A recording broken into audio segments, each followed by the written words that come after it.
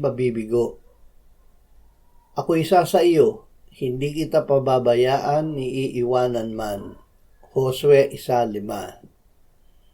Ipinangako ng Diyos ang kanyang presensya at kapangyarihan sa mga susunod sa kanyang gawin ang ipinagagawa niya.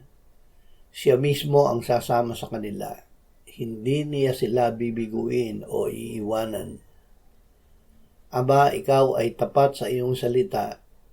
Ibigay mo sa amin ang katapatan na gawin ang sinasabi mo sa iyong salita.